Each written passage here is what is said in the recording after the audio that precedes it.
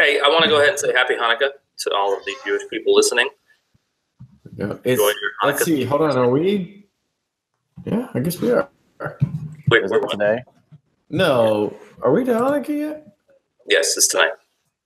As a Jew, I can tell you that we actually are celebrating Hanukkah tonight.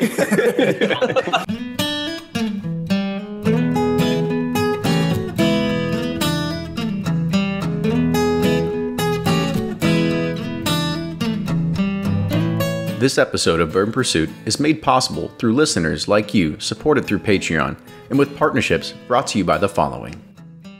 Are you looking for a stellar wristwatch that isn't boring and overpriced? Vincero has a modern and contemporary style that looks bold and professional. Get 15% off all of Vincero's stunning collection using promo code BOURBON at getthewatch.net. If you want the perfect button-down shirt that fits right and doesn't look cheap, then you need to visit Leadberry. Leadberry offers high-quality apparel with easy returns and top-notch customer service. Visit leadberry.com/bourbon, LEDBURY.com/bourbon, and use coupon code BOURBON at checkout to get 20% off your first order.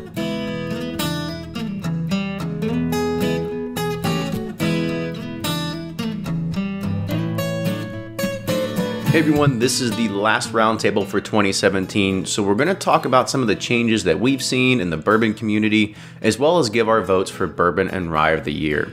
There were a few surprises that were thrown in for Bourbon of the Year, so you'll get to hear that towards the end. And if you listen to the very end, we're going to talk about a surprise coming in 2018 to our loyal fan base. And we have to continue to say thank you to all of our fans and most importantly, our Patreon supporters. Without you, it's really hard to keep this show going. In addition, our November giveaway for Patreon supporters will be happening this week, so thank you for being patient. We are cramming a lot in this week and next to keep bringing everyone a bunch of whole new content. As a reminder, please fill out our audience survey. It's only going to take you 3 minutes, but it also gets you entered to win a $50 Amazon gift card. Go to bourbonpursuit.com/survey, and just all you have to do is select all the brands that you've learned about because of listening to this show. With that, enjoy this week's episode.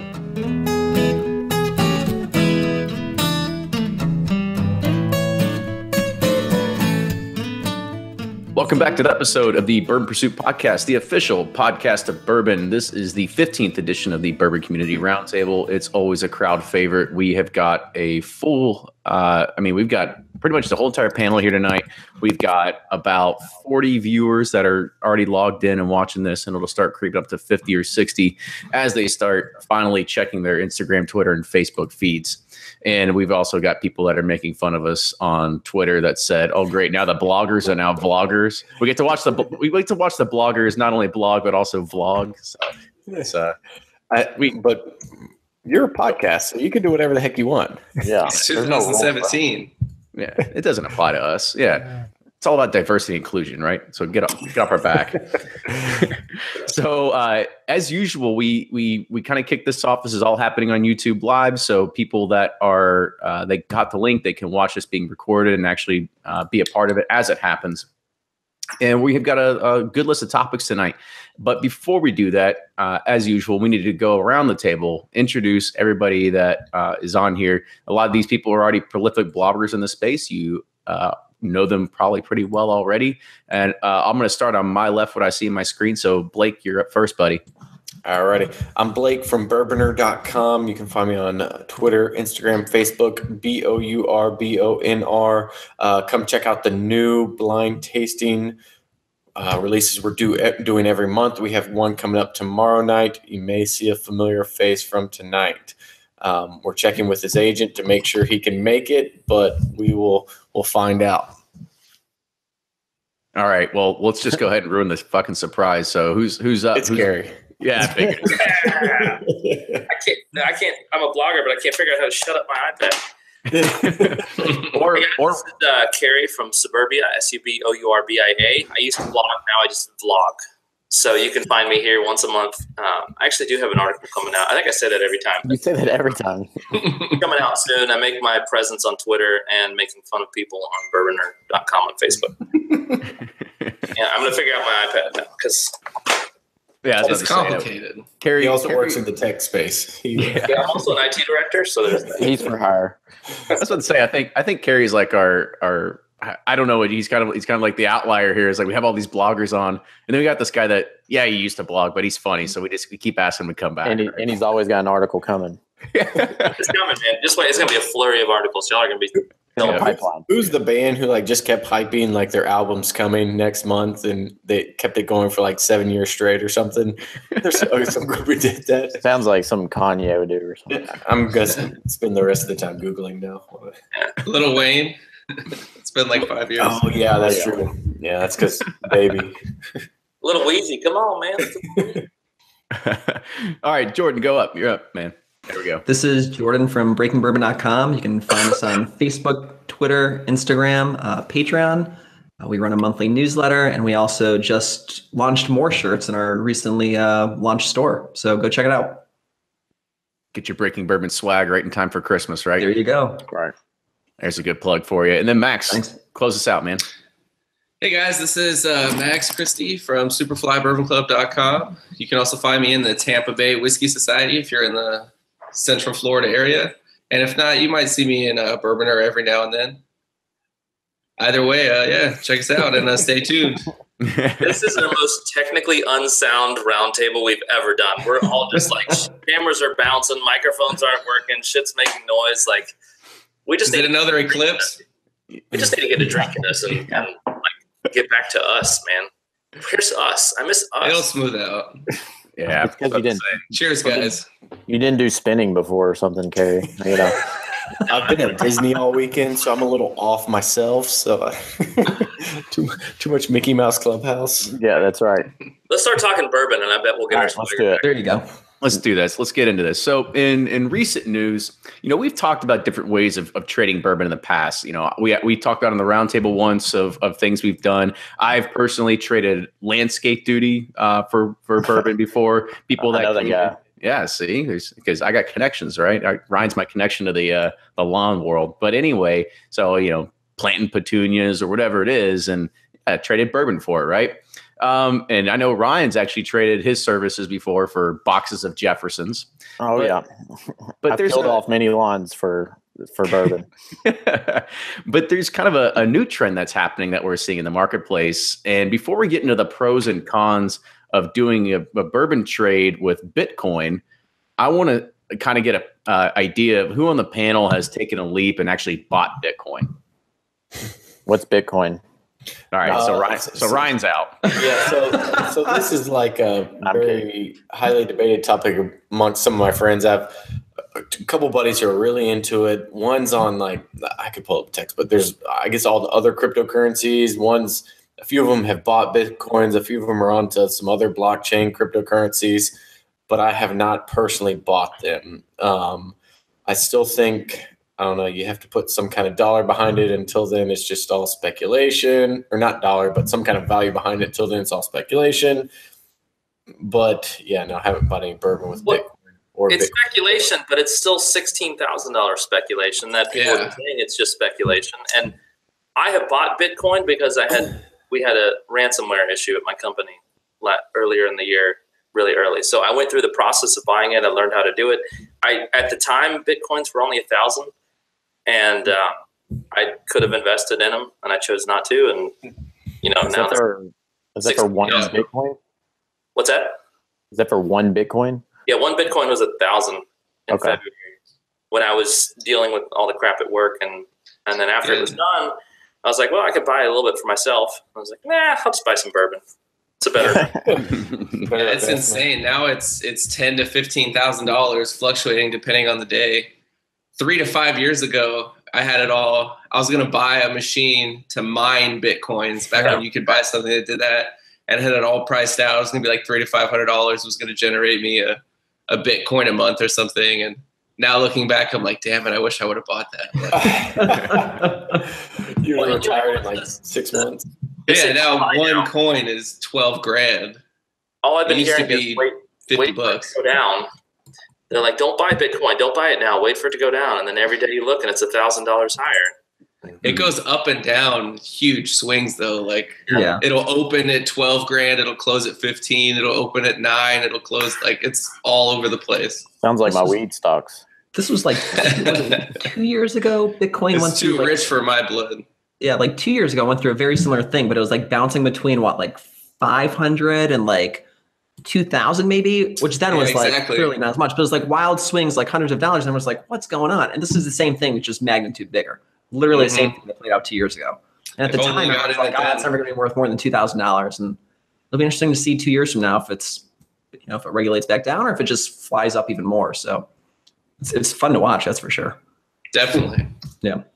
Yeah, I mean, I was listening to some radio and some shows and stuff like that, and they were saying, like, what's the possible future of what this could be? And they said, it really could have a future, right? As soon as Amazon starts accepting Bitcoin, like, that's it. It's over. Like, it's just going to go, balls to the walls. It's going to go haywire. But they said it's also going to get to the point, like, to say, like, are you going to go to a coffee shop and pay 0.000036 for a cup of coffee? Right. It just doesn't make sense. Like, it doesn't logically make sense. Right. So there is speculation, I guess you could see. But I did invest in Bitcoin probably about 6 months ago. So I've seen a pretty good return so far. I had somebody that was telling me he got an Ether back at the beginning around February this past year. And I put a little bit in. And then once it got up to about 380, I put a lot more in. And then it went straight down, and then just now it started getting back up, and so it's been looking good. But anyway, let's go back to the pros and cons. Is this CNBC? Yeah, exactly. Shifting back here, I want to shift back to just like the idea of trading bourbon for Bitcoin. I'll kind of go with a little bit of pro. If somebody wants to play devil's advocate, go to con. Please be my guest. So when I look at this, I see a pro of Bitcoin. You're already in a legal market, right? And Kerry has already kind of put out there that he had to actually pay a ransomware hacker in Bitcoin because it's untraceable. It's an unregulated amount. It's an unregulated currency. I actually had the same problem about a few years ago, actually gotten hacked and had to pay ransomware. So when you're asking to be able to trade for bourbon, I see it as a very positive thing, right? Because it's kind of like, it's something that maybe has intrinsic value, maybe it doesn't. That's like saying, you've got a bottle of Weller 12 and I'll give you two coon skins and a nickel and an eye patch for it, right? They might mean something to you, but who knows if they have any other intrinsic value. So I don't know. What do you guys think of any kind of pros and cons to it? I would also say either a pro or con is that if you can trade a bourbon for whatever set amount, and then all of a sudden it just goes gangbusters, like the story that is pretty much why everybody kind of goes crazy about it is the thing that, originally somebody paid like 11 Bitcoins to order Domino's pizza, right? In Jacksonville, Florida, actually. Just let's get that clear. Hometown. Yeah. So this is a long time ago. But anyway, so I mean, what do you guys think of the market of actually just trading cryptocurrency for bourbon, whether it's a good thing or a bad thing? I'm indifferent. Why not? Like you already talked about, people trade landscaping services and lawn services and baseball cards or collectible coins or Pokemon or whatever the hell people will trade. It's Pogs. Pogs.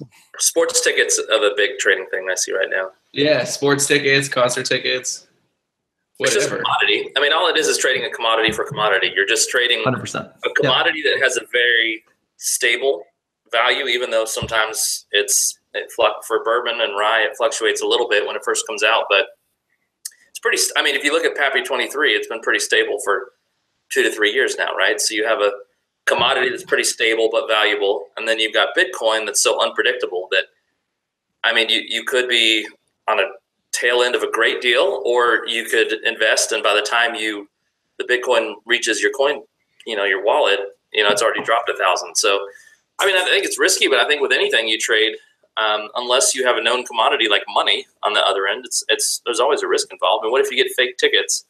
You trade some bourbon for SEC championship tickets, and they end up being fake. I mean, I think you take a risk with anything else besides money. Yeah, I think I think it actually pushes the price even higher, just based on the trajectory that Bitcoin seems to be taking. Is somebody trades a Pappy 23 for a quarter of a Bitcoin. Bitcoin, which at the time was, an even trade based in dollars. Well, then a month from now, that's now worth $5,000, and it looks like somebody just traded it for $5,000. I think that just continues to increase the prices even further as some of these other currencies and commodities jump in. But I don't know. It'll be interesting to see. Oh, that's a good way of looking at it, Blake. That's for sure. Yeah. But then I wonder, so yes, you'll definitely see people arguing and making that point if that happens. On the reverse, if it tanks, people would, no, sorry, that Pappy. Oh, I told you so. Yeah, exactly. Well, it's not, that Pappy 20 that you got, that Bitcoin that, went up to $8,000 at one point. Now it's down to like $800 or $600 or $200. People aren't going to set the value based on that. So especially in the bourbon community, people will take what they want to see and it'll go one way, but it's not going to, the inverse won't apply there. I just wonder how much, how the more likelihood of getting ripped off by trading cryptocurrency than a regular trade. I mean, I think at least with a regular trade, there's some level of, I'm not going to do so-and-so until I've got X or Y, or I'm going to verify from other people that you're legit. I just wonder if there's a way that, that it's a safe. I just don't know enough about it to know how trading really works for it. I mean, I did one transaction with it, so I don't know. I find if it's riskier than it seems on paper.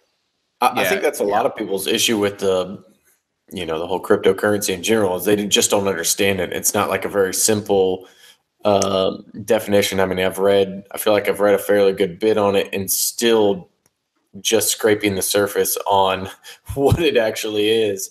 So, I think you still have a lot of that and probably won't see it widely adopted anytime soon because of that. But if you think so, if you go back and think, right? So a number of years ago before it got shut down and then the derivatives got shut down, but like it started with Silk Road and like it went from there, right? And all those other sites that sell illicit drugs, like they, billions of dollars have flown through there and a lot of people do trust it. You'd almost think if it were to jump mainstream in the sense of not stores accepting, but like the next people, like alcohol and just trades between people who sell alcohol would be like the next logical step, right? And if you can get people buying a shit ton of illicit drugs online every day and night, then people in the bourbon world will be able to figure out Bitcoin and start trusting it. Like it's the plain, like simple truth. I mean, it is what it is. I also have tasted a Bitcoin and it's just not as good as bourbon. I personally would make the trade. I've tasted, cash and I've tasted bourbon and they both taste pretty good. And I just don't think Bitcoins taste that good. So I think that's the summary right there. My lawn services are way more valuable than Bitcoins, so I'm going to keep offering those for trades. I've traded tax returns for bourbon before. It's about as fair of a trade as a Bitcoin is, but if you need any tax work done and have some good bourbon, hit me up. Especially if like you're an S corp and you've got all this crazy stuff, then that's the easy. Yeah, that's the fun stuff. Yeah. Oh yeah, that's basically you want to charge you for better bourbons. Sure. Hey, Blake, PM me afterwards. Yeah. My current account doesn't take bourbon. You know that when he's an escort is the more appropriate thing. All right, so I think we've kind of beat this one to death, and I know it's just the topic of maybe the past like 2 or 3 weeks since it's it's just gone crazy out of control. So the next kind of thing I want to talk about is just the community in general of how we've kind of seen this happen. This is actually our last roundtable that we're going to have for 2017. And this is kind of a look back to see how things have changed within the community itself. And in my opinion of how this has really come about is that it's really hard these days to find a good forum that doesn't just start lashing out at people, or people just post their life's collection of Pappy and create a whirlwind of comments. At one point, Bourbon Info Exchange and Bourbonr were pretty good places you could just go for a normal discussion. But it seems that lately that it's become a game of when somebody posts, like how quickly can you make that person feel like a douche? And it's honestly, I mean, it's almost appalling, right? Because it's ruined a sense of community of what's happened inside of the bourbon realm. I mean, when I think of just a personal time, right? I mean, I remember Carrie and I actually talking on Twitter, and I'm like, dude, let me get you into some of these Facebook groups, right? And it was a time when people were like very inclusive and they were okay with people learning. But at this time, and people want to get educated, but now it's just a time when people post and people will just quickly want to ridicule and jump at people. And certainly in my mind, I don't think what you would consider the bourbon community is a friendly community at the end of 2017. So I kind of want to think what you all have to kind of think about that, because I know, Blake, I mean, you own one of these groups and you monitor it. And I know that it's become sort of a bane of your existence in the past at least 2 months, right? I mean, a little bit before, when it started in 2017, it was a little bit easier, right? I mean, it was actually an information kind of channel. Yeah. And it really is tough, because it's like, at what point, this is a part-time thing for me, believe it or not, and just kind of a fun thing. So I don't have it wrong, then. I'm trying to read every comment, and it's like, why even be in a group if you're just here to, just bash people or, try to make people feel stupid? But I think it's just a case of something becoming popular. You're going to attract people who, I don't know, that's what they come to do, is live online, and you see like a lot more trolling and stuff gets more popular, unfortunately. And it's a really tough thing to monitor, and without just blocking a ton of different people. And it's hard, because you want it to be a place where people can come and ask questions, get good answers, get good feedback. But at the same time, it's a continually growing community. So you're going to have people who are new coming in, and the automatic response every time is just like somebody being snarky or trying to prove more. And it's like, well, we've all been there before. We didn't understand the difference between Pappy 10 and Pappy 12. Okay, they're not Pappy, they're Van Winkle. But that doesn't mean you have to just take down someone that made that mistake. At the end of the day, I think we're all here to enjoy bourbon, and a lot of times it just seems like, I think the person making rude and just kind of derogatory comments, in my mind, they're trying to prove, hey, I'm smarter than you, and let me put this up here. It's like, nobody's trying to look cool here. We're trying to talk about bourbon. Like, it just is a fun thing. So you kind of hate losing some of that, but I think it's just, unfortunately, kind of a byproduct of the whole bourbon community growing and becoming more popular, and it just attracts more and more people. And unfortunately, there's just going to be some bad apples in the group. Yeah, I think it's. Oh, sorry. Go ahead. No, I was going to say, you're totally right. I mean, I've been guilty of it sometimes. People come on and post newer shit that So I try to refrain from making a comment, but like after the third or fourth time, I'm the guy that says something, and I feel bad later on. But it's like, it just drives me nuts when they come in there and they don't ask questions. They just, they post like Weller Special Reserve. They're like, for sale, Weller Special Reserve, 1.75. Hit me up. I have the right to refuse any offer. Like, like that kind of shit drives me crazy. I think it's honestly, it's not the new people who want to get into bourbon. It's the new people who want to join the wave of markets with bourbon. That make money off of bourbon. Yeah, want to make money. Kentucky Owl for $2.50. Like, yeah, yep. That's what really drives me bad. We had that issue in our local group of somebody coming on, and they were selling a Michter's 12 year for $250. It's like, well, nobody knows what a Michter's 12 year is. And I was about to say something. I was like, is that a new one then? Yeah, exactly. And we said, you know what? We haven't really come across this before, because there's been a few sales posts, that kind of thing, but we don't. There's plenty of Facebook groups to sell on. This one just about discussions and local to Jacksonville, that kind of thing. So you kind of have to lay those ground rules down, but honestly, with the Bourbonr group, my best thing would have been to just cap it at like 2,000 people or something, and to keep that. But it's actually, I have who's the 2,000? Yeah, I have a question for you, Blake, and this is not ripping on your Facebook group, because it's actually one of my favorite ones to go to. So as we have, this just came to now, but as we had this discussion, and I think we're right. It's turning a little more hostile, especially as the years go, like the year goes on and the years go on too, right?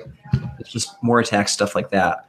Do you ever worry because the group is called Bourbonr and it's associated with you, if it becomes too hostile, it's then a negative on like your whole overall site and what you're trying to do for the community? Yeah, no, that's actually a really good point, because in the past I've thought about just shutting it down, because it's like, look, you know, I don't know. I go back and forth with it, because it does start to think that, and then people start to think about Bourbonr. Oh, that's Bourbonr is the place to go where you get ripped on, right? Not that I think it's the greatest blog out there, but I've been writing it for 4 years. Like, I think I've put a lot of time and effort into good information, and I don't want it to be associated with the place you go to put a crotch shot of Weller 12 as soon as you get it, you know? So that's kind of the tough part. And it's like, you kind of got to figure out which channels you really want to grow. And that's another reason, just to plug this real quick while I've been doing the blind tastings. No, but it really is, because like I want that to be more about what the site is about than just everybody posting a bottle pick and just having people fight over bourbon, which I tell my friends who aren't into bourbon about, and it just seems like the most idiotic thing ever. It's like, so you're telling me grown adults come on to and scream and yell at each other? Yes, we do.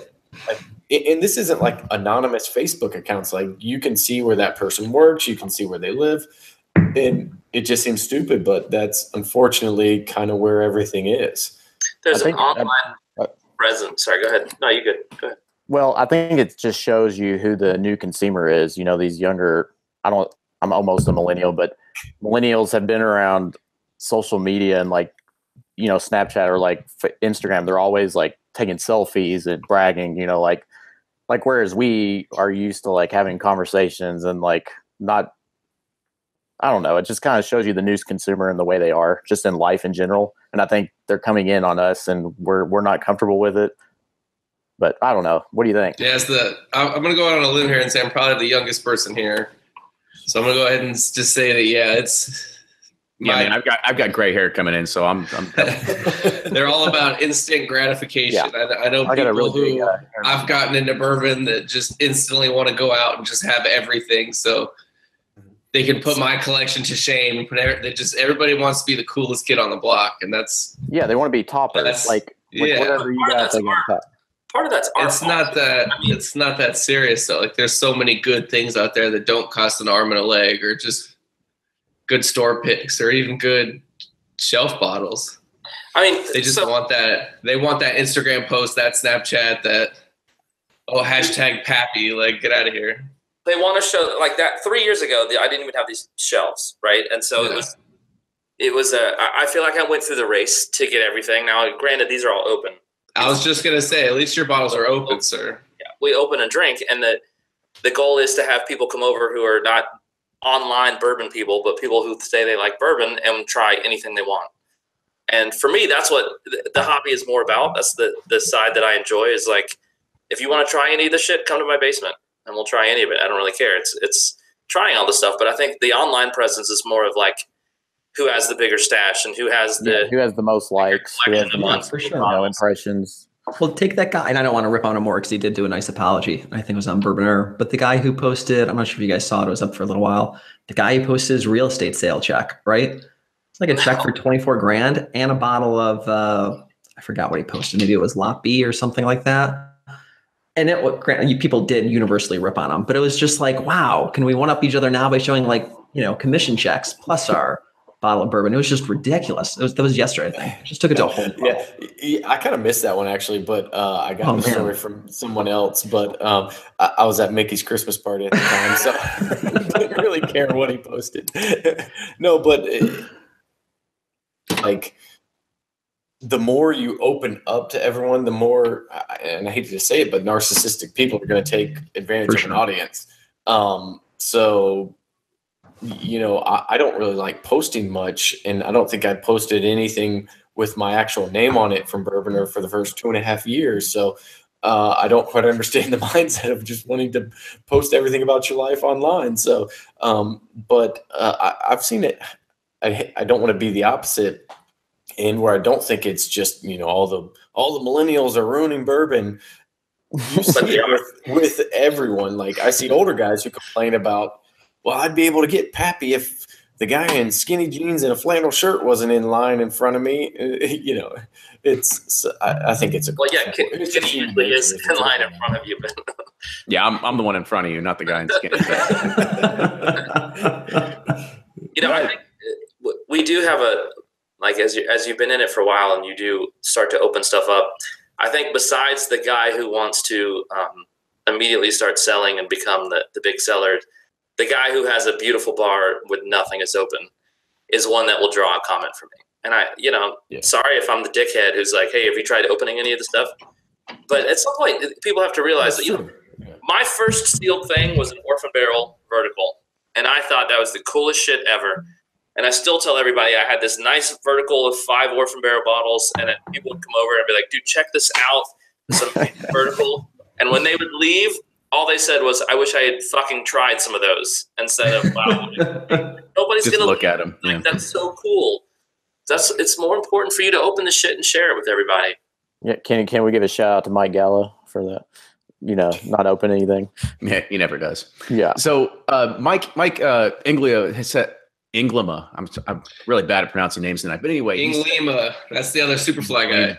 There we go. So there we go. Another shout out to Superfly. So he had a kind of a good idea, and I'll kind of put a kind of twist on it and take it back to you all. He said people need to stop directing new bourbon drinkers to Facebook groups right off the bat, considering that might be starting the problem.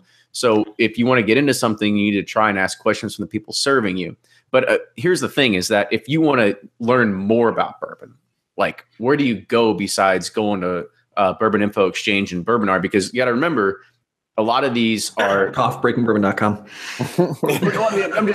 I'm sorry. I'm saying like the Facebook groups, right? I mean, yeah, you can go to websites and you can learn and stuff like that. But try to figure out like, how do you have interactions with people, and how do you have interactions with people that aren't going to basically just shove your face in the sand and actually give you really good information. You got to remember that these are two of the groups that are completely publicly open, right? And there's just thousands and thousands and thousands of people there. It doesn't count because there's plenty of good groups that are closed, that are invite only and stuff like that, which those exist. But I'm talking about for the ones that are the general public, and we're talking upwards of almost 20,000 people in some of these groups. I'll kick it off. I think, it's a catch-22, right? So of course, some people just want to dive right into Facebook and they either don't want to go out or they're just geographically located where they can't go out, right? Then other people, they do have the opportunity to, if you can travel to a whiskey fest, right? In Chicago or in New York, San Francisco, DC, or even I think, is there a Jacksonville Whiskey Fest too, right? There's all these local whiskey fests that people can go to. Yeah. So if you can go to those type of, or even just store tastings, right? Just go in person. You'll meet other people who like whiskey. You can talk. It's not at a bar setting, so you don't need to worry about that if you don't want to go to a bar and try stuff, which is also another great way to learn more too. But it's just honestly getting out and just meeting other people and stepping away from the keyboard and just talking to folks. I think that's how a lot of us probably started too when we first got into it, because the Facebook groups weren't around and they were big. So if you're able to do that, by all means, definitely try and seek out, some sort of whiskey fest, whether large or small. I think it'll be really eye-opening. You get to meet a ton of people. Plus, you get to try just a lot of different bourbons and whiskeys, which is the whole point, and it's really great. Yeah, I mean, I think that's great advice. Local, even if you are starting on Facebook, starting with your local Facebook group is probably one of the better ways to do it. Seems like this topic is kind of popping up multiple times tonight, but Reddit also has a lot of good information. So if I've been a member there for longer than I have any Facebook groups. And then there's also like the older forums like Straight Bourbon, bourbonenthusiast.com that also have a lot of stuff there. I think they're still active. I mean, I go to Straight Bourbon more now for the archives than anything else, but there's still a lot of people still active there. But that's the thing is I think with the entire new bourbon wave that's been coming in, it's just all migrated directly to the Facebook groups, which I get it. Everyone's on Facebook 5 hours a day anyway, so they might as well see bourbon in their feed of, friends' baby pictures. So, but I would say start with local groups. Yeah, it doesn't even have to be groups. I get emails all the time from Total Wine or from, whatever your local liquor stores, whether it's Bevmo or Binny's or Depps, or if you do live in Kentucky, wherever you're at, I'm always getting invites to, sometimes it might not be the most glamorous of a lineup, but it's going to be some decent whiskeys you can go and taste. And if you are getting into it, they'll tell you the basics about the mash bill and about the aging and kind of get you along. And usually it's, $10 or $5, or sometimes you get a coupon with it or something like that. But wherever you are, I'm sure there's, hit up your local liquor stores, hit up your local bars. You can usually find some sort of event that you can hit up, even if it's not a big, huge, prestigious whiskey fest or anything. You got to start somewhere. I think the key actually is, so I have a friend of mine who just recently joined the local whiskey groups. He lives 2 neighborhoods over. And he joined us. Typically Thursday night is when all the guys get together and drink bourbon in the neighborhood. He's joined us the past couple times, and I think he's learned as much from that and, trying everything on the shelves and talking to us, who he met through his local bourbon group, than he would from anywhere else or any other presence online. I think reach out to your local groups. Most places do have one. If not, I'm sure Tampa Bay Whiskey Society would love to bring you in and take you. Accepting new applications. Yeah. I think local groups is the way to go. Find out who lives close to you and just say, hey, we need to meet up for a drink sometime. I mean, I think a lot of people who are into whiskey are happy to share and meet up and, share a drink, especially if you've got, 2, 3, 4 kids and you're like, damn, I got an excuse to get out of the house tonight. Blake. Yeah. Well, I think that is kind of the beauty of the online meet and greet of the bourbon communities is it's low buy-in. I don't have to spend 3 hours on a weeknight to go to an event, and I can just sit and talk with people while I play on my phone 15 minutes here and there during the day. It's bourbon tender. And then you go meet up with people for drinks later or whatever it is. But no, I think that's one of the reasons why the groups are so popular still. Yeah, I will say. Yeah, I'll say that there is one advantage to people that don't join the Facebook groups, is that I get the more advantage in doing a trade because they don't know the real value of their bottle. Oh, it's a dick move, man. Okay. I'm just saying. Them off much easier that way. Then they hate you later when they finally join. They're like, that asshole. That's a good joke. Okay. So kind of the next order of business, we're creeping up on the 40-minute mark right here. And I think the time has finally come that we reflect back on all the releases that happened in 2018. And let's kind of, talk about what are our favorites. This episode of Bourbon Pursuit is made possible through listeners like you, supported through Patreon, and with partnerships brought to you by the following. Boring and overpriced. That's what you can expect these days from 99% of watch brands out there. That's why I've turned to Vincero. And who knew? It turns out a nice watch doesn't have to cost you a fortune. Watches that look and feel this way typically retail for over $500 or more, while Vincero watches start at just a little over $100. I've been wearing the white and rose gold automatic for a few weeks now, and I can't get enough of it. The sophisticated modern style with a genuine leathered crocodile band that has an actual smooth movement is amazing for the price. I can't tell you how many compliments I've received in just the first few weeks alone. On top of all that, you can shop safely knowing Vincero has over 5,000 5-star reviews, offers free first-class shipping, and has a 2-year warranty. So don't just get a watch, get the watch. Visit getthewatch.net today to see Vincero's stunning collection. And if you use promo code BOURBON, you'll receive 15% off your very own Vincero watch. They also have a great collection of women's watches if you haven't scooped up a nice gift for your lady yet. And if you're a last-minute shopper, don't worry. Expedited shipping is available. Visit getthewatch.net and use promo code BOURBON for 15% off your Vincero watch.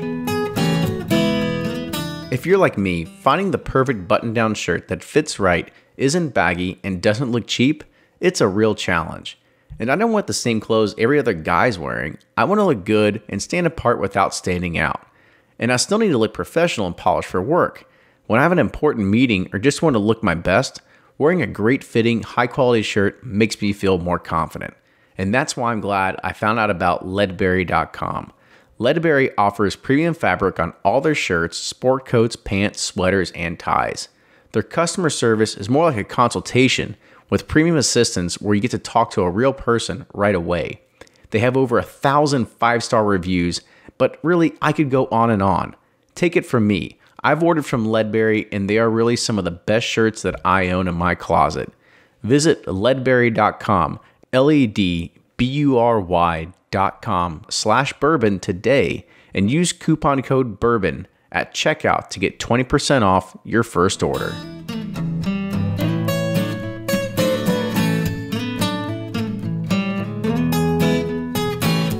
The next order of business, we're creeping up on the 40-minute mark right here. And I think the time has finally come that we reflect back on all the releases that happened in 2018, and let's kind of, talk about what are our favorites. So I will, Ryan, I'm going to put you on the spot first, right? So Let's go ahead and hear what you think your bourbon of the year 2017 was. I'm already getting my years mixed up. So what is your bourbon of the year for 2017? Well, I have two, I guess, and I'll tell you why I have two. Go ahead. You saying something? Are we going to separate this into rye and bourbon? Yeah, sure. Whatever you want. Okay. You pull up whatever your quote unquote bottle is of the year. I don't care if it's three. Rum too. All right. So my best bourbon of this year is probably something that most people won't be able to get. It was a 13-year Willet, barrel number 1412. It's by far the best bourbon I've had in a very long time. Now that's something that everybody. Well, I don't know if they can get this particular barrel. 1412. What's the barrel again? 1412. I literally think someone offered me one tonight before we got on this call. I'm telling you, it is like the most amazing thing I've had. But and stuff that's everybody knows about, the Al Young was my favorite of the year. And then for rye, I was really impressed with the Kentucky Out Rye. I thought it was just fantastic. This was 1414. I think we're gonna have a lot of overlap here. So I just have a feeling, right? Yeah, same.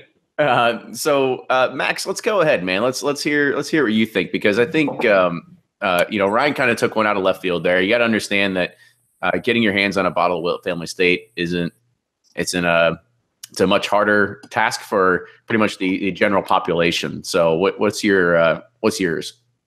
Yeah, honestly, I'm with the Al Young. Like, I think it's just absolutely exquisite. It's floral and fruity and spicy and rich and hot all at the same time. And then I do got to give a shout out to the Kentucky Out Rye, because that stuff is delicious. But my rye would actually be this year's Handy. And I know that's a B tax, so that I don't know if that's countable, because that's really hard to find. And I've had a few other year Handies. I've never really been that big of a fan. I've always been in that camp of, oh yeah, it's just barrel proof baby sass, get out of here. And I tried the 2017 and I love it. I think it's amazing. So let's touch on that one a little bit, right? Because pretty much everybody here on the panel except Ryan and I actually got samples shipped to their house because Buffalo Trace hates us for some reason. No, we sold ours on the yeah, we sold our samples. We're like, screw this, it's too valuable. We'll sell this with a Bic pen. Anyway, for Bitcoin. Yeah, for Bitcoin. There you go. So so all you guys got an opportunity to try the Handy. So I want you to kind of either reiterate Max or kind of argue against them. Whether is the 2017 Handy, is it really much better? I know I've seen lots of reviews and things online, and it could be a confirmation bias that people want it to be better. Maybe it is, maybe it isn't. So what do you think is, what's your take on it? Who are you asking? I don't care. Any of you guys that actually got to taste it. Has anyone had Handy from before 2010? No. Not that old. So once you have tried Handy from, like, say, 2008, it is a totally different ballgame than the stuff they make today. The stuff today, to me, every year tastes the same. 13, 14, 15, 16, 17. They're good. I love drinking it. I don't taste one. I mean, we do side-by-sides all the time. I don't taste one and say, man, that's so much different than the 14 or the 15 or 16. It's a very similar flavor. If you have some of the older Thomas Handy, it is so amazingly different that you actually wonder if Buffalo Trace even made it. I mean, it is just so refined and different that for that reason I can't take a Handy as a rye of the year because it all tastes the same to me. See, I would agree that the 2009 was honestly probably one of the best whiskeys I've had. It's kind of in that top 10 category. It was, I might have to go back and look. It was 2009 or 2007. I think it was 7, maybe. Maybe 9. Anyways, but I still think they have been able to differentiate some of the other years over the past few years. But yeah, there does seem to be kind of that line in the sand where they had a very, very similar profile to them. Taste profile. I don't know if that was on purpose or I don't know. Maybe they're just picking very different places in the warehouse before or what. They don't change. I mean, once they get on a roll with something, they're not going to change stuff up. I mean, you try the. I think even like Weller 12, you try it from 2013 through 17, and we did it recently. They changed the bottle design, but at the end of the day, to me, it tastes the same. They hit a flavor profile. They stick with it. I think for that one, though, you almost want that release, like other releases, to be consistent. That's what people go for, right? So what would you say, Carrie? Like, were you saying owl? For rye? No, actually, my bourbon of the year was the Old Forester Statesman. Ooh, that was tasty. Okay, that's a good always one. have out there ones, man. I love it. And I want to pick something that somebody could actually get in a store and not break the bank for. So at a $55 price point, even though it is a lower proof than the Old Forester 1920, every time I pour this for myself or my buddies, we're always like, damn, that's really, really good. So the price point for me and the availability, and I don't know if they're going to continue making it or not. But Statesman probably was my pick. Statesman, they are. Okay. That was my pick for bourbon. And then just availability of Kentucky Owl, even though it was a little pricier, $125 for a 13-year barrel-proof rye whiskey, or 11-year, barrel-proof rye whiskey that is much flavor as it does. I got to pick that one as rye of the year. It's actually not barrel-proof, I don't think, though. It's not. Yeah, I mean, let's touch on the Statesman real quick because I think last year it was an resounding yes that like 1920 Old Forester, like that was it, like that's everybody's whiskey of the year, and because it hit a few different things, right? It tastes good and it had a great price point and it was widely available, right? And I think Statesman is doing that as well. I actually haven't had the opportunity to try the Statesman yet. Me either. But I think I think that hitting those types of categories are it's really good to try to round that out because when you not to say that Max is wrong and call Handy the BTAC of there's rye of the year or anything like that because it is limited, but I mean there are those supreme whiskeys that are out there. Does anyone know how many Owl Ryes they put out? Because I had heard that there was actually less Owl Rye than there was Handy. I thought it was over. I don't think there's any way that's possible. The Owl Rye is still coming out, so I got to feel like it was just batch because it didn't even hit all 50 states, right? Was it only 24, 25? Half the states. It was 25 in DC. Yeah. Yep. I think they're still coming out too. I think it's a fair. If you wanted a Kentucky, there'll be more. It's not. I mean, it's easy for me to find at least. But what if you live in one of those states where it's not one of those 25? Yeah. It doesn't tell you much, but. Yeah, from what I understand, there's going to be a spring release as well. So we just had the fall release. There's going to be a spring release.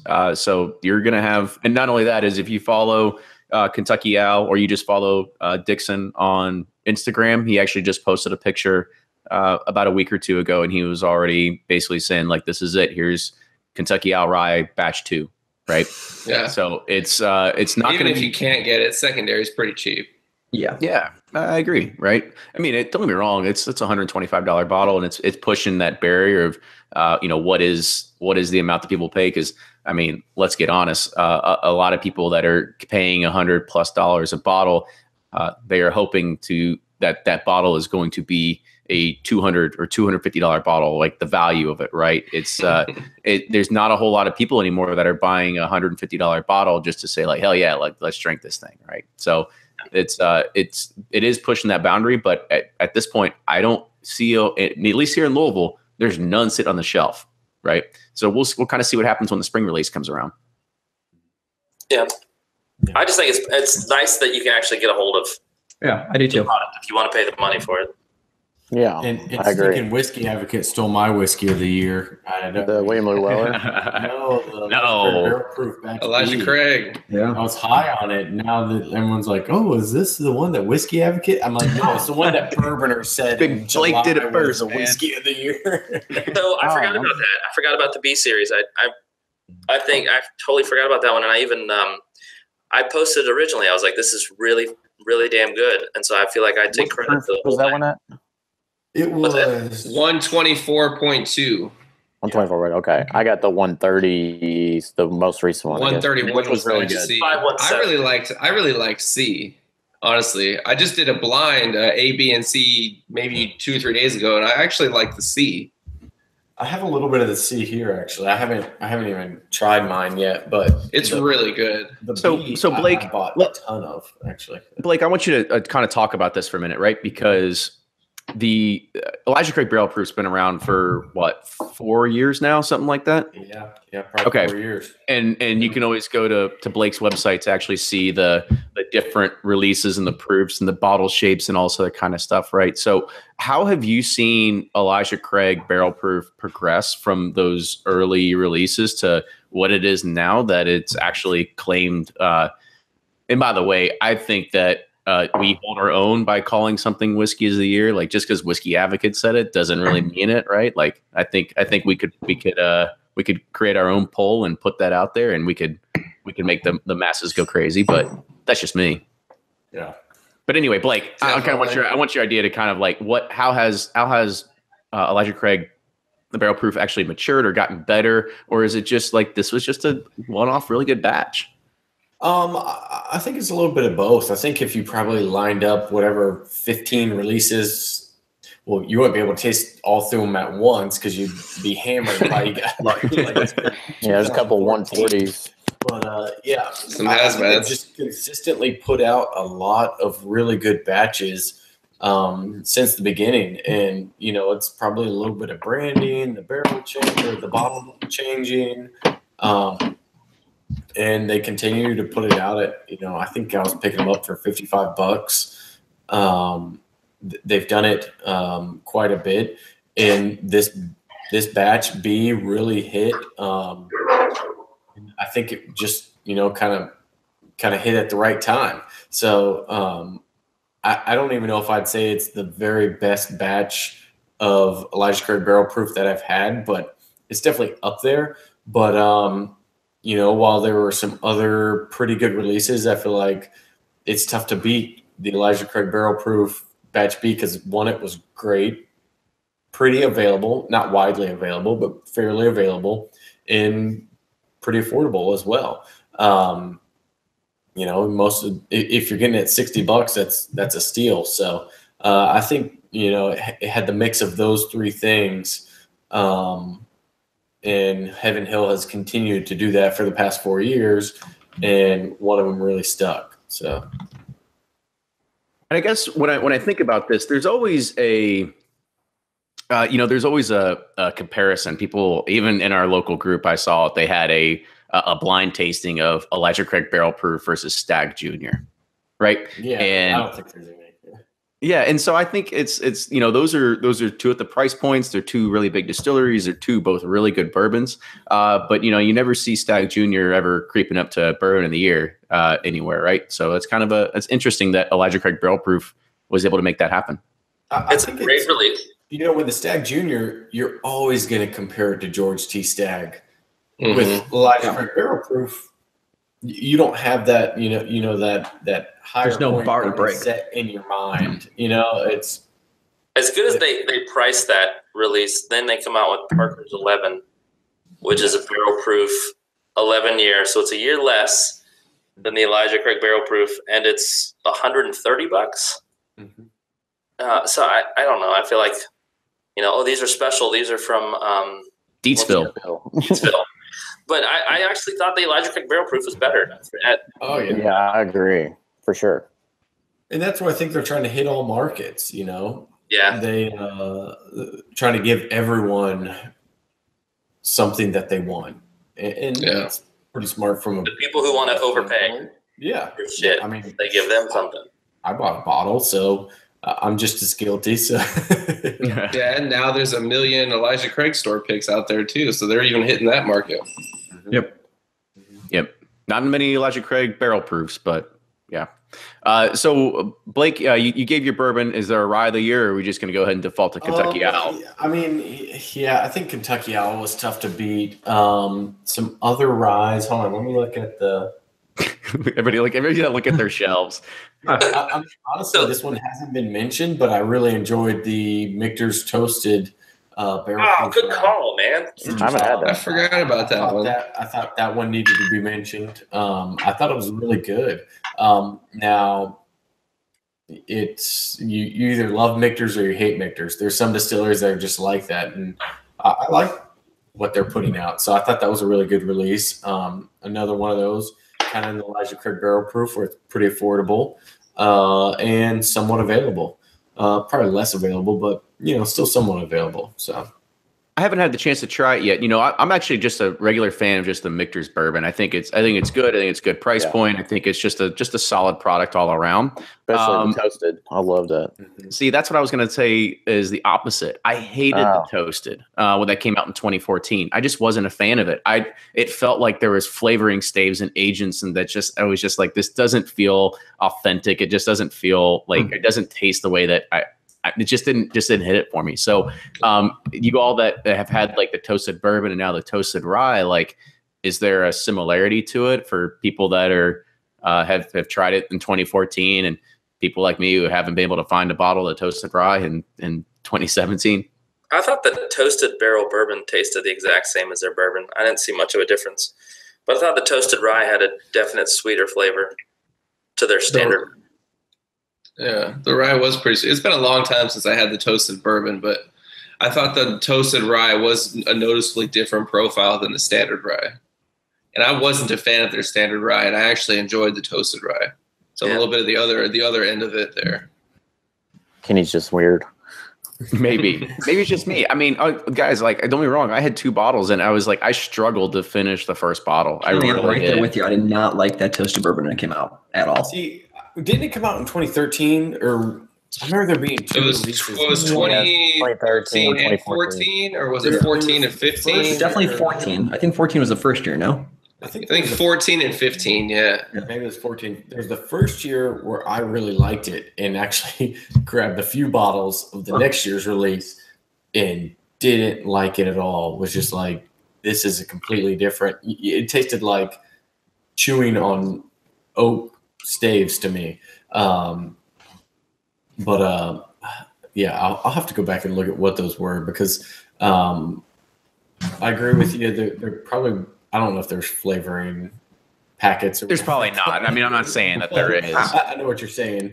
Stevia. I didn't think the toasted rye had any of that in it to me.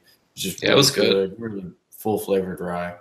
Yeah, Druther 007 said, you try that versus the barrel strength rye, and it's a big difference. And honestly, I've had the barrel strength rye, and I think it's a great product too. So that's just me. What did you guys think of the Midwinter Night's Dram this year?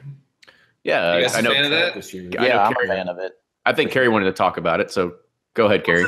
Sorry, I missed the question. About Midwinter's Night Dram.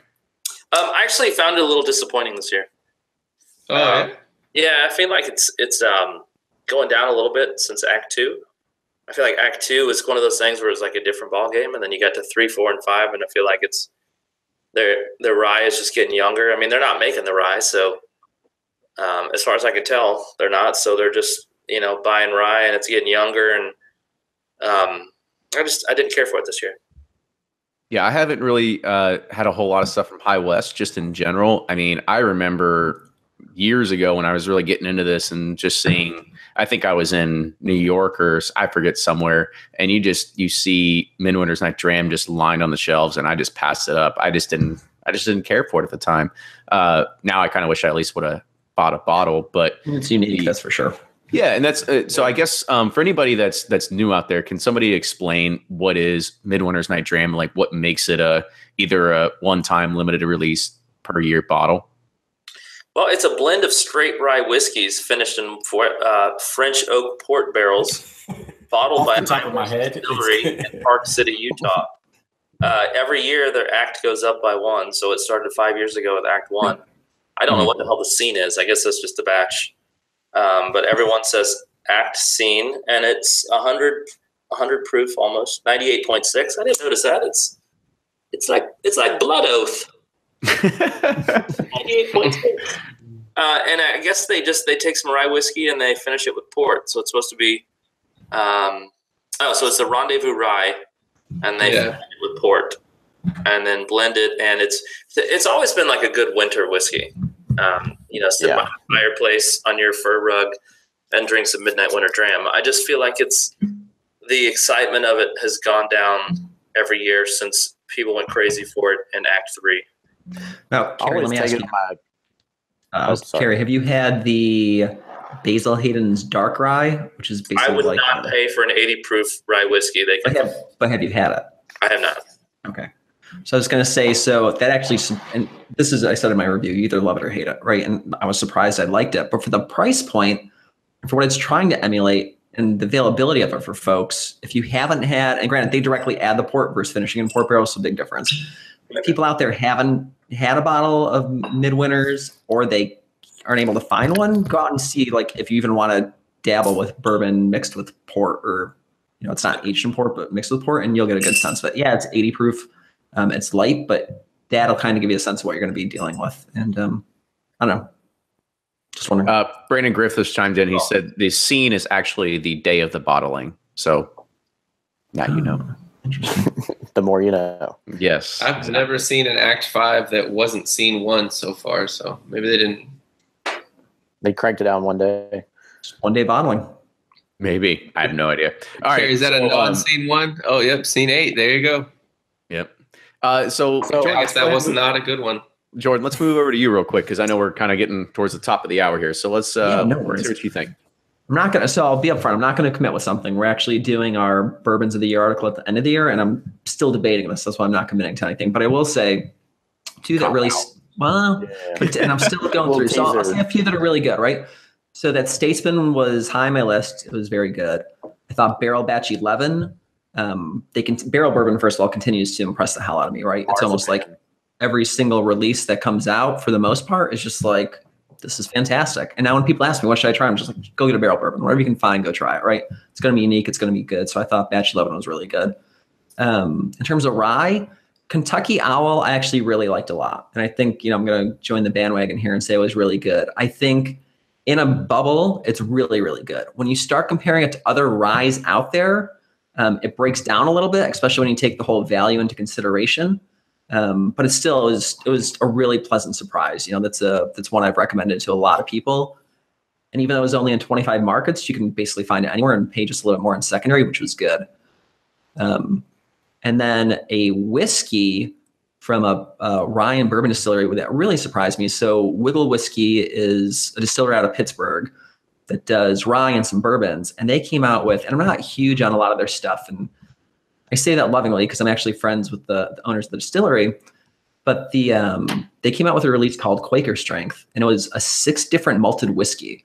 And I actually stocked up on this, right? And it was so different that I just stocked up, and it's like chocolatey and malty and really good. And it really has me thinking, as I do my bourbon of the year and my rye of the year and whiskey of the year, is if I'm just now to the point of tasting so many different bourbons and ryes that they're all going to be a little different, and every now and then you get one that just blows you away, that I'm almost looking though for something that's so uniquely different, just to vary my profile a little bit.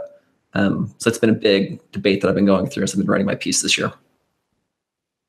No, and by the way, I think what I read on your all site about the Kentucky Owl review is probably one of the most in-depth reviews that I've seen on it as of late.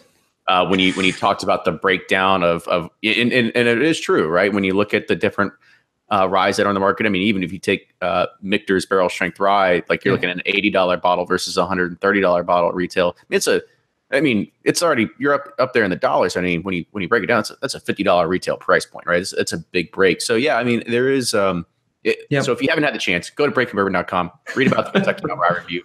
As much as we all try to give it accolades, it is what it is. So. And no, that's true. And so the one that I really compared it to too is Pikesville, which is also 110 proof rye, right? And that's going for, you can find it in, $50 to $60. So then there's a huge price variation for a rye that I find just as good head to head, right? So it's really that, how are you going to be drinking? If it's just going to be the only rye you're sipping on for a while, and you're going to love the hell out of it. Trust me, I love the hell out of my bottle that I have open. But if you're going to do like a flight of ryes and really compare it, that's where it starts breaking down. So just a word of caution when you go to sip on it, right? Yeah. And what you made a really good point. So maybe in 2018, and that's a hard maybe, let's see if we can, we'll try to expand our palates, and then we'll have, everybody will have to say, what's their best craft whiskey of the year, right? Like what's something new? Because I mean, let's be real right here, because like there was a lot of people that are chiming in the chat, and don't be wrong, there's a lot of people that love Ed Bly, and there's a lot of fans that live in Northern Kentucky, and people were talking about Old Baldy being their bourbon of the year, right? Which is it was a one-time limited release that was only sold in cork and bottle that Ed actually blended himself, and it was retailing for a little bit over $100, right? So it was very, very hard to get. But again, that could be something we expand into 2018 if we want to try to say, like, you got to find something a little bit outside the box. Hey, I got one in Florida. It can't be that hard to get. I'm sure you didn't. I'm sure it arrived via FedEx, if I had to guess, right? Well, I mean, yeah. Yeah, there we go. Call you out there. All right, so I'll kind of wrap this up real quick. So I have to jump on the Kentucky Owl Rye bandwagon, right? I was gonna actually just call this my whiskey of the year, right? I thought for how good it was in price point aside, I just think it had a lot of good flavor, the availability, and not only that is I think everybody on this table can pretty much come to agreement on it. Now, my bourbon, and he also has like 10 he needs to sell. You bought one. Don't even start. I know. I bought one from him. So it was so easy to come. I was just like, if I see him, I was like, I'll just get it. I'll figure out what to do with it later, right? That's the mentality. My bourbon, there was actually somebody that just chimed in on the chat. Ron said, are there any Joseph Magnus fans?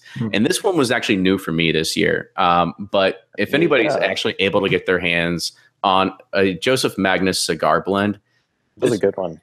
This, for me, honestly, it actually was super surprising, right? I mean, it's aged in it's a MGP product that's basically a blend of 12 and 18 year MGP, finished in Armagnac, sherry, and cognac cask. So you have a lot of different variations, but I think it's just a flavor explosion. It was honestly one of my favorite bourbons of the year, and it's one of the bourbons that I love to share with people, because it definitely has a different flavor profile that you don't necessarily just see with just a straight bourbon whiskey. And it does go well with cigars. I can't wait to open mine. I just got a private barrel from Potomac in the mail the other day, the Orloso cask finish.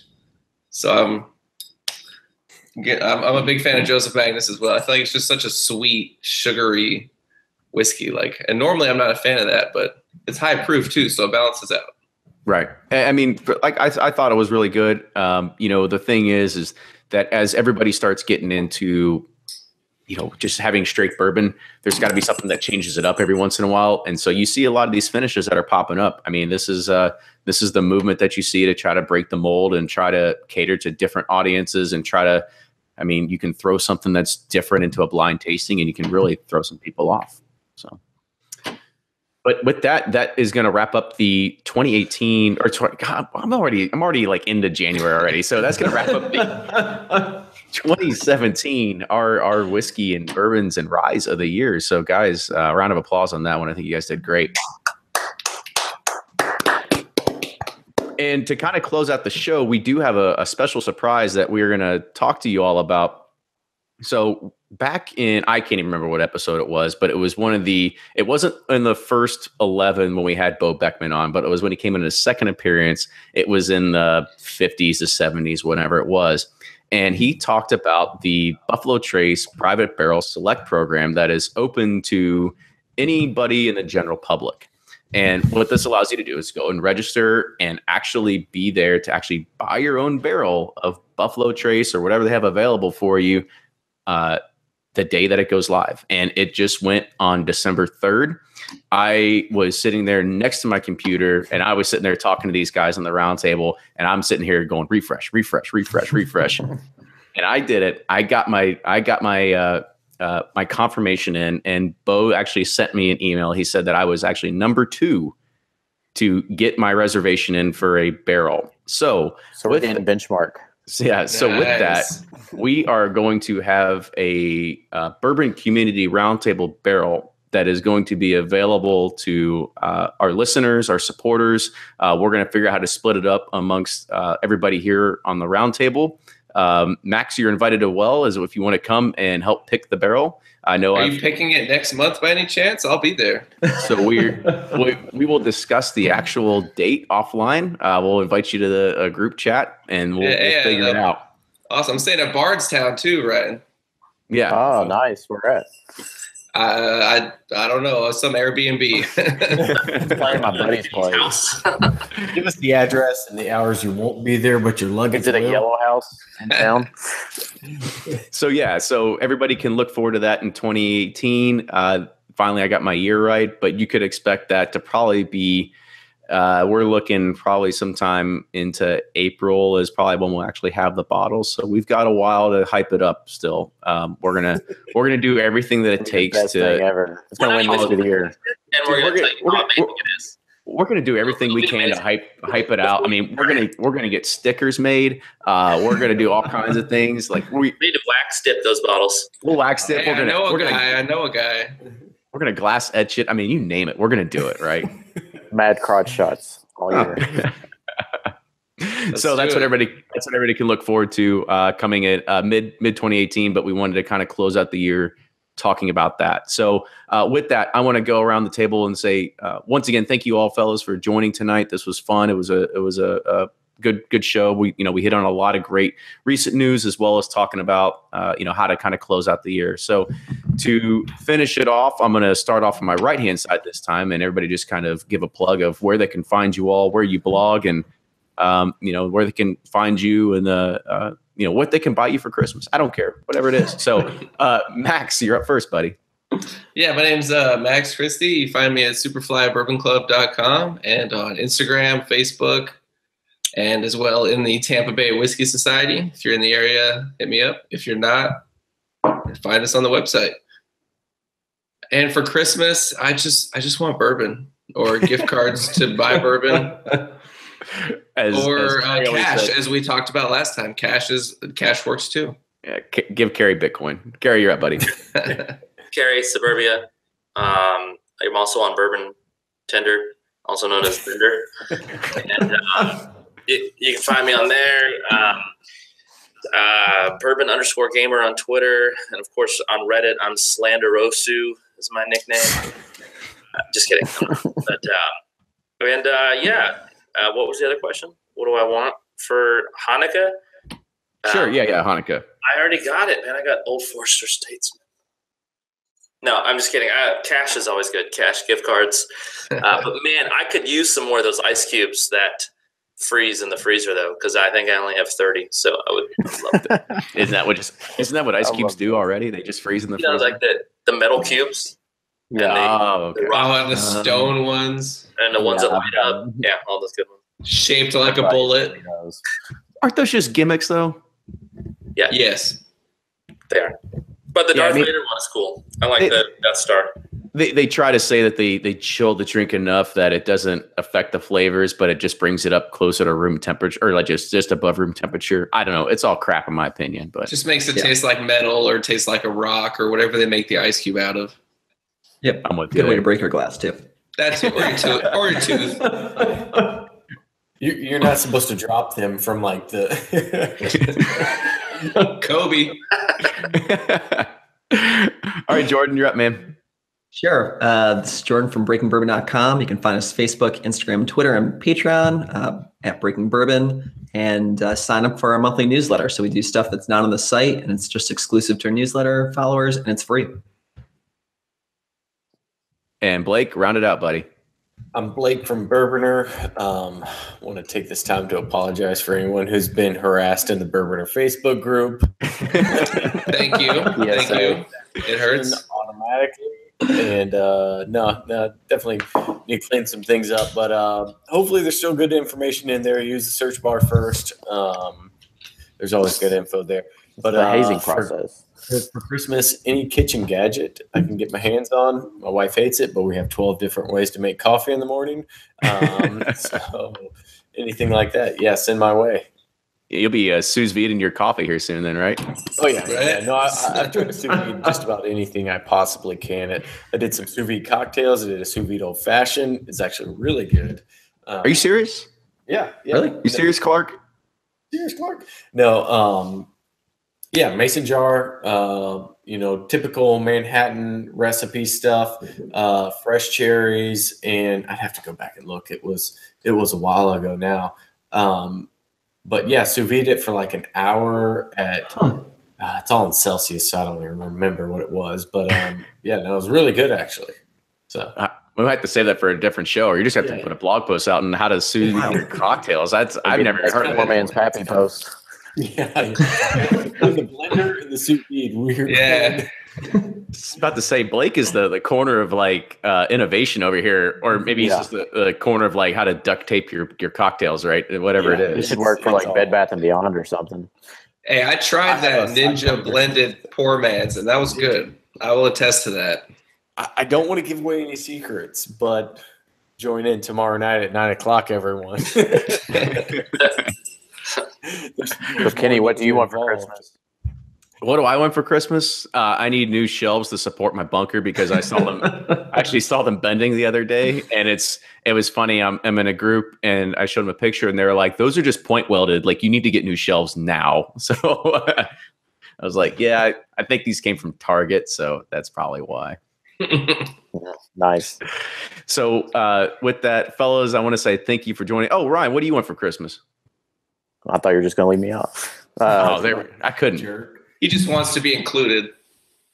Yeah, I actually need like 10 Glencairns because I've taken all my Glencairns to like other tastings and left them there, and now I have none.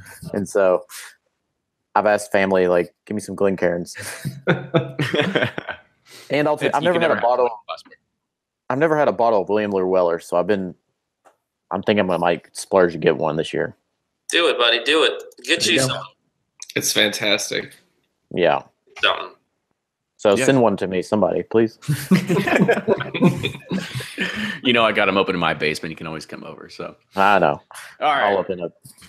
Yeah, you'll open up every one of them. So let's go ahead and we'll close it out. So fellas, want to say thank you again for joining. If you like what you hear, make sure you subscribe on iTunes. Subscribe on YouTube as well. I've been really impressed with how many people are actually watching the YouTube videos. At the same time, make sure you take the Bourbon Pursuit audience survey. You can just go to bourbonpursuit.com/survey and fill it out. It actually helps us get us a better understanding of who you are, your demographic, the types of bourbons you like to buy, and it's really going to help to grow the show because we can actually take that and use it to talk to potential advertisers of how we influence a lot of the buying decisions and what's actually happening out there.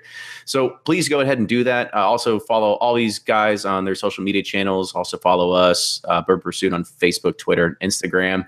And Ryan, go ahead and close this out, man.